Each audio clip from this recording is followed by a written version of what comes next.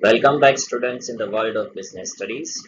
This is part 6 of chapter 5, organizing. Let's have the quick recap about what we have discussed. We have discussed about the divisional organizational structure. We have discussed about the different advantages of divisional organizational structure. We have discussed the disadvantages, and we have discussed that in which situation the divisional organizational structure can be suitable or it can be adopted. Students, today we are going to discuss about the types of the organization. Earlier, we have discussed about the types of organizational structure. Here, we have to discuss about the types of organization. There are only two types of organizations. First one, that is a formal organization. Second one, that is informal organization.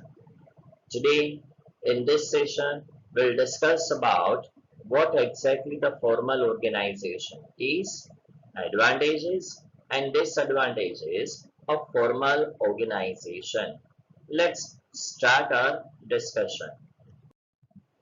Students, before we formally start the discussions regarding the types of organization, let's take one practical example so that the idea of the formal and informal will be clear in your mind.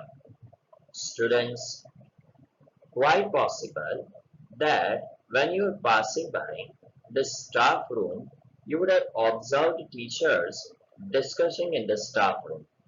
I'm sure you would have overheard what they are discussing, and the same discussion you would have shared with your friends. Now, while observing the discussions of the teachers in the classroom or the staff room, sometimes it may possible that their discussion might be directly or indirectly related to your studies, exams, your performance, or any other official plans laid down by the organization. But simultaneously, sometimes it is possible that amongst them they would be discussing certain personal conversations also. If we take certain examples of it, then the first one, Mr. Principal has fixed the meeting of Commerce Department on Saturday morning. Now, when two teachers are discussing amongst them regarding this, it's a formal structure. Second one, if this conversation taking place between two teachers, that is informal, that is, hi Mrs. Nehal, I heard about your husband promotion, congratulations. Now this one is considered as the informal discussion. Why it is considered as the informal discussion? Because it has nothing to do with the formal structure of the school. Let's take one more example, that two teachers are discussing that the exam department has fixed the 20th July for unit test 1. Now this would be considered as the formal discussion. Why it is considered as the formal discussion? The reason is this discussion is related with the formal structure of the school. These exams are for the students, and students are the part of the school. Let's take one more and the last example. You know that Mr. X filled marks without checking papers. Now, this is also considered as an informal, though the particular person is a teacher in the formal structure, then also the persons, the different teachers who are talking about this, they have not been given the authority to judge anyone, and sometimes it may happen that the person who is conveying this message is jealous of Mr. X, or he would have overheard someone talking about this.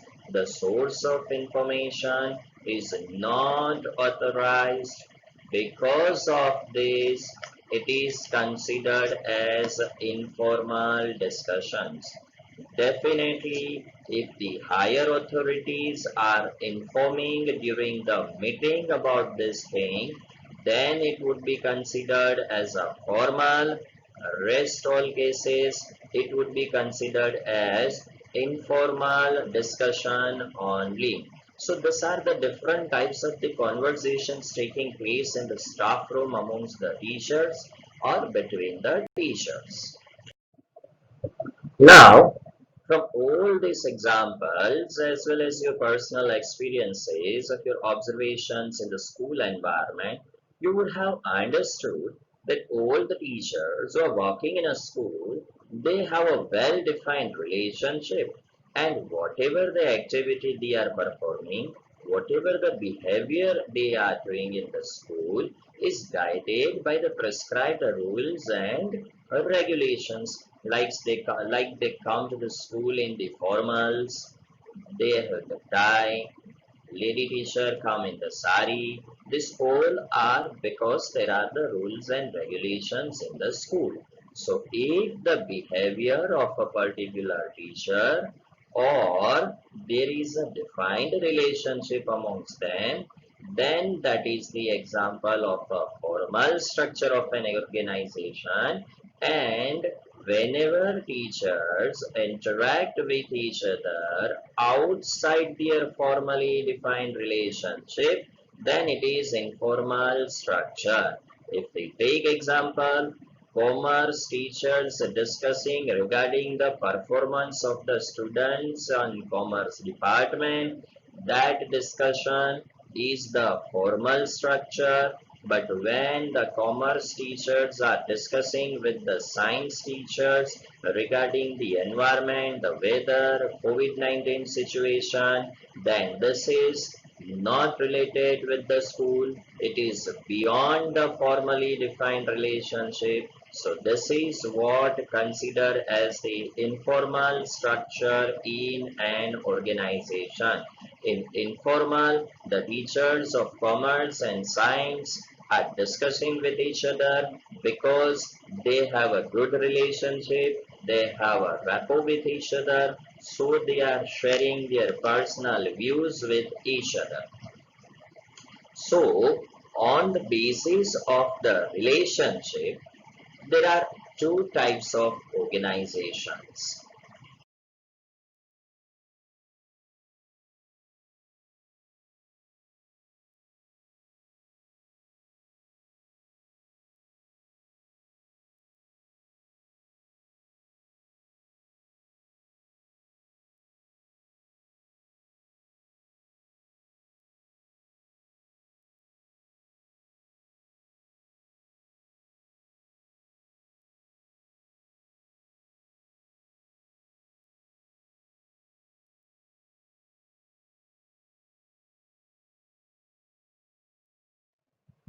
Now, in the previous slide, we have discussed that on the basis of the relationship, there are two types of the organizations. First one that is formal, and the next one that is the informal. Students, today we are going to discuss about only and only formal organization. Then let's get the idea what exactly the formal organization is. Formal organization is a system of well-defined job, each having definite measures of authority, responsibility, and accountability. Students, if you observed properly and if you have observed it minutely, you will come to know that in your school there is a well-defined system of a job structure, and each and every teachers would be having a definite measures of authority. They would be responsible for the performance of certain work, and the few teachers are accountable for the final results. See, if we take the examples that all those teachers who are teaching a particular subject, they have the responsibility to complete the syllabus on time with a proper understanding of the subject. Then there would be HOD who has the authority to give command, to direct the subordinate of the departments, and there would be the headmasters, vice principal and principals who are accountable for each and every activity, whether it is positive or negative. That is, they are the accountable for that.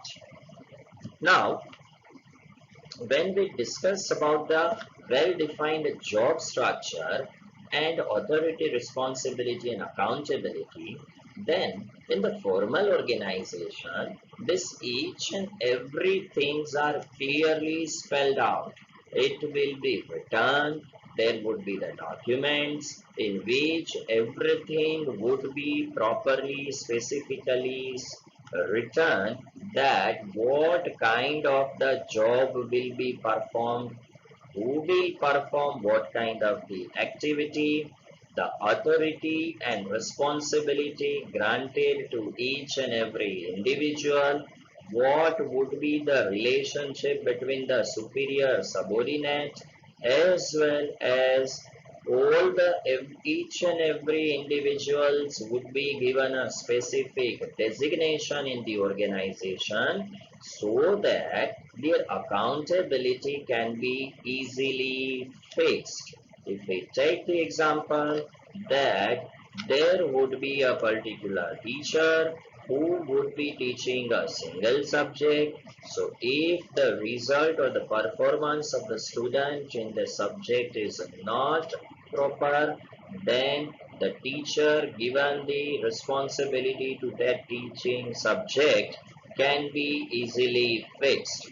Now, when we have to create a well-defined job structure, authority, responsibility and accountability, then it cannot be created automatically.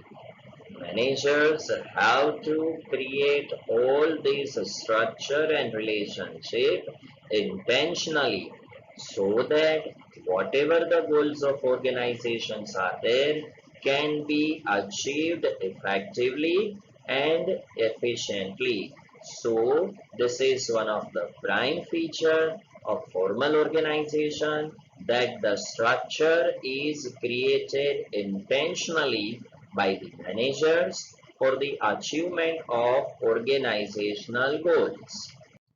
Let's discuss about the advantages of formal structure. First one, fixation of responsibility. Second, clarity of duties, unity of command, achievement of organizational goals, provides stability in an organization. Let's discuss all the advantages in detail. First one, fixation of responsibility. Students, in the previous slides, we have discussed that the top management clarifies each and everything on a written document and will be given it to the employees and subordinates. So, in formal organization, it is very easy to fix the responsibility of an individual as he is informed well in advance that what kind of the job he has to perform, what kind of the authority he has, for what reason he is responsible. In short, the authority responsibility relationship is clearly defined in formal organization. So it becomes very easy for the manager to fix the responsibility of an individual. Next in the line is clarity of duty. Students, in formal organization, role and duty of each and every members are clearly defined well in advance in the form of a written document. So, in this case, there won't be any kind of the confusion in the organization as well as in the mind of the workers or the employees that who is supposed to perform which kind of the activity, who will take up a certain work. So, because of this clarity in duty, this type of the organization helps avoiding the duplication of efforts because each and every activities are assigned to a specific person and they have been given the resources to perform their activity. So the duplication of effort can be avoided, which will lead to increase in the productivity as well as the profitability of an organization. Advantages continues. The next one, that is unity of command. Now, student, if you can recall that in the second chapter, Principles of Management, we have discussed about the certain principles propounded by Henry Fayol. In that, there was one principle, that is unity of command. Unity of command says that there should be only one person who should be given a command to the departments. Now, in this formal organization, this principle of unity command is followed. The reason behind that, that in the formal organization, whatever the command and communication takes place, that is upward or the downward, that takes place with the help of official channel of command and communication. So there are no chances of missing out anything or the communication will not take place. So there are no such excuses by the subordinates or employees that the message was not clear or it didn't reach to them, because this formal organization passes each and every command and communication with the help of official channel of command and communication. So the same communication which was passed by the top level management reaches to the bottom level. No one can make change in that. So the situation of confusion and chaos can be avoided. If we take the example that the official channel of communication through principal, the message has been passed that the unit test will be postponed to the 28th of July. It means this has come from the principal's office to the vice principal office, to headmaster, to the housemasters, and from the housemasters, this message will be conveyed to the students. So this is what the official channel of communication, and because of that, the same message has been passed to the student. So the unity of command is maintained. Next one, that is the achievement of organizational objectives. Now, if we want to achieve our organizational objectives effectively and efficiently, then there should be a particular structure.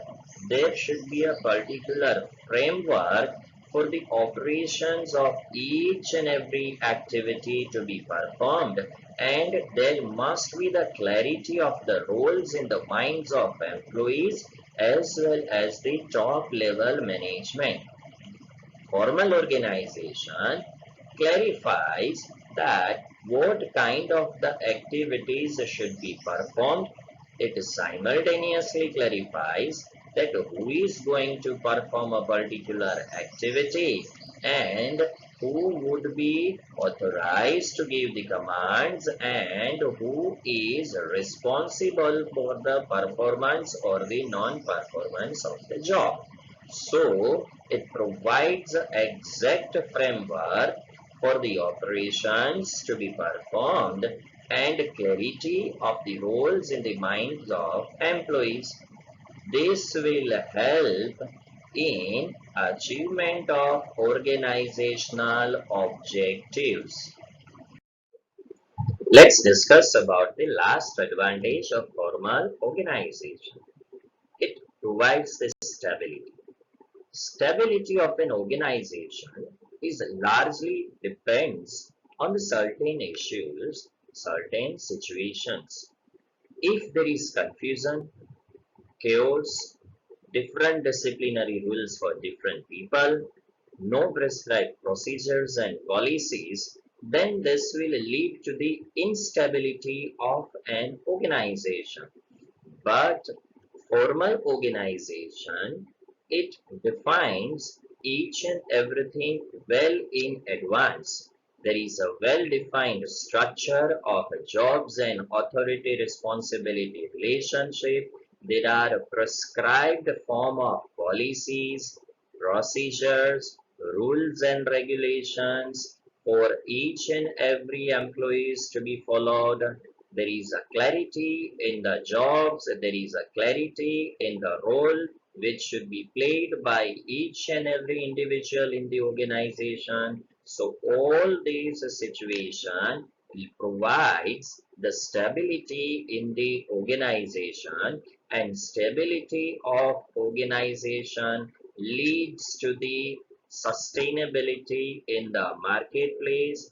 Company can easily adopt the changes taking place in environment if there is a stability and coordination and cooperation amongst the employees, which is the basic characteristic of a formal organization.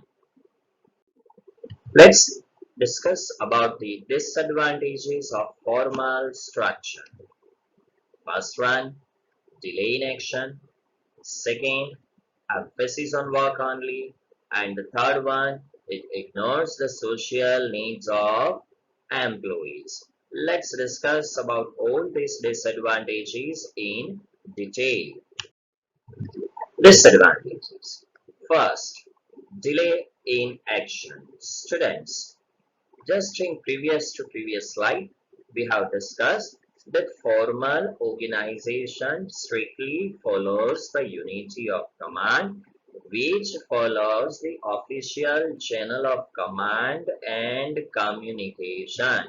That is one of the good thing, that formal organization follows the scalar chain and unity of command. But this system itself results in the disadvantages for the organization, because this will lead to the delay in decision making or delay in the actions. The reason behind that, or taking any kind of the new action into the practice, or taking any kind of the decision, that particular activity should pass through all the levels and channels of authority and responsibility.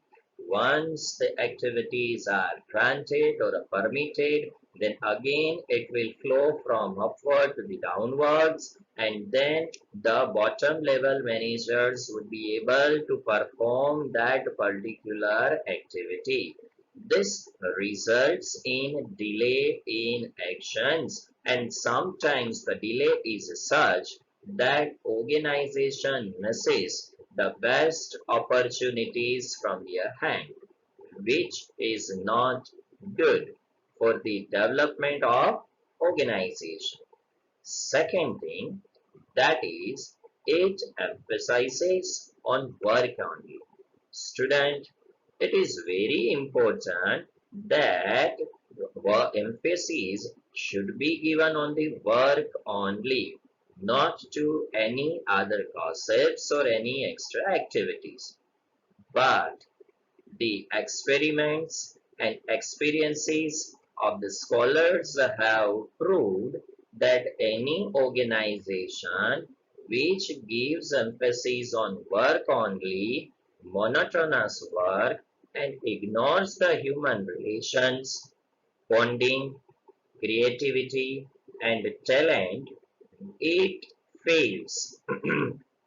And sorry, this formal organization, it gives emphasis to work only. Students, you would have experienced by yourself then when your housemasters allots a certain responsibility or work to you, at that time, if it should be performed in a team, and if the team is selected by the housemasters, then quite possible you will not get your friend as your teammate, and you won't be able to perform at your highest efficiency because there is a no good bonding between you and the other teammate. This leads to the failure of an organization. Same happens in the real life also. Then more than two workers who doesn't have a bondings amongst them, then it may focus only in the performance of work, but they won't be able to perform their activity efficiently, which is not good for the development and growth of any organization. The next one, that is, ignores the social needs of employees. This formal organization do not give importance to any kind of psychological or social needs of employees, and this will lead to the demotivation amongst employees. When we discuss about the psychological and social needs of the employees, we mean to say that the employees would like to work in a particular environment where they can find themselves in a particular situations, or they have their own recognitions. This both the needs, that is psychological and social needs, we are going to discuss in chapter number 7, that is directing. There is one element, motivation, which will describe about the psychological and social needs of employees. This formal organization structure clearly ignores the social needs of employees, so the employees are demotivated and dissatisfied. And as you know, that a dissatisfied employees will never be able to contribute at its highest efficiency, which reduces the productivity of an organization, which results in decrease in profit, or it increase the labor turnover ratio.